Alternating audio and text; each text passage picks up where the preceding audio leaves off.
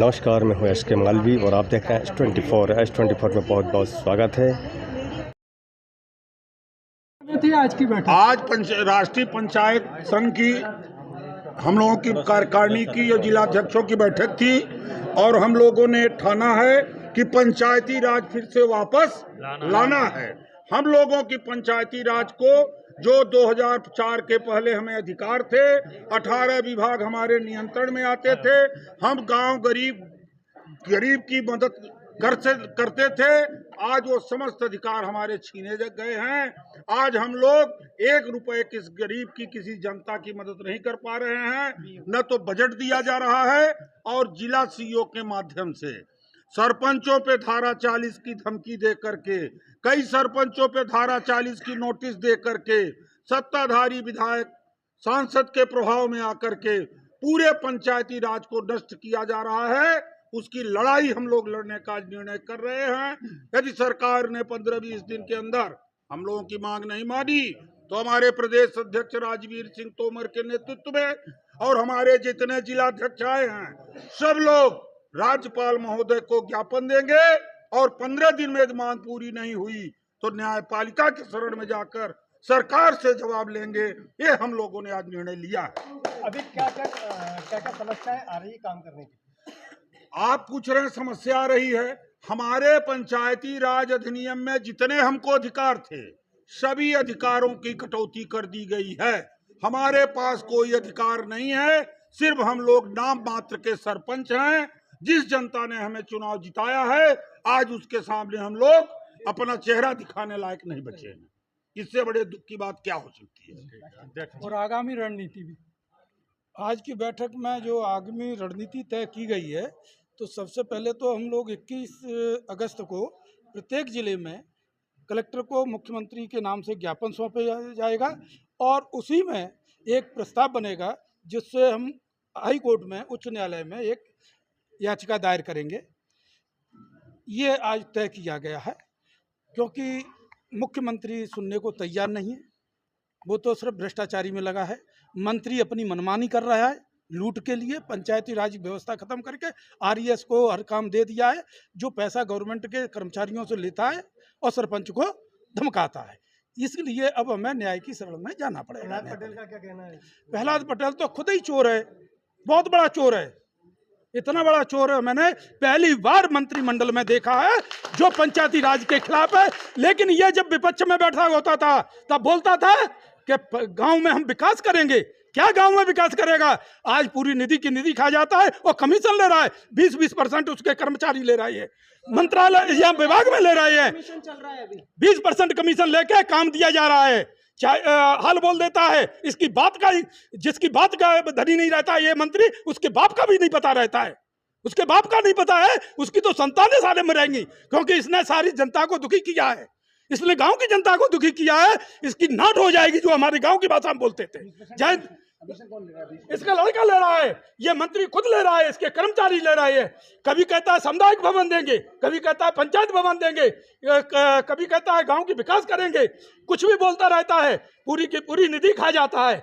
इसका कोई भरोसा नहीं। ये नीति आएगी, ये नीति आएगी, बस जाने के अलावा कुछ नहीं। पंचायतों में सरपंचों को गुमराह किया जा रहा है। जय हिंद, जय भारत माता। पंचायतों में हम लोग भी घूमते रहते हैं, कहीं भी विकास नजर नहीं आता है। सिर्फ 25-30 लाख रुपए का जो टीन सेट वो डाल दो या कहीं मरम्मत कर दो, ऐसा कोई काम हो ही नहीं पा रहा है।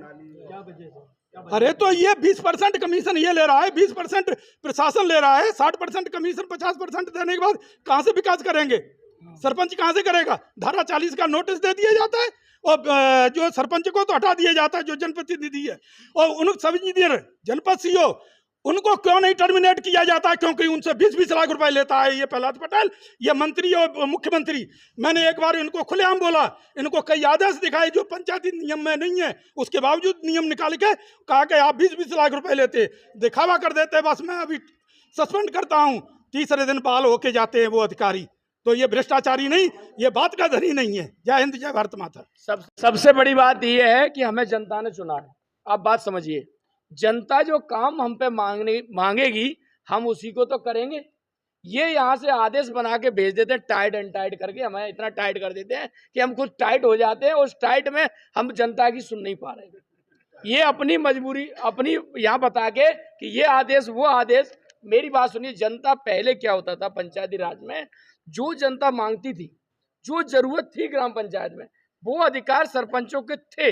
93 पंचायती एक्ट में जो अधिकार थे 1993 में, तो वो उस अधिकारों के तहत जनता हमें वोट दे रही है, वही आशा लगाती है। ये अधिकार, एक भी अधिकार मान्य नहीं हो रहा है, इसलिए हमें दबाया जा रहा है। फंड भी देंगे तो हमें जरूरत है सीसी रोड की, ये कहेंगे पंचायत भवन बनाइए, जबकि ऑलरेडी पंचायत भवन बना हुआ है, तो हम क्यों बनाएंगे?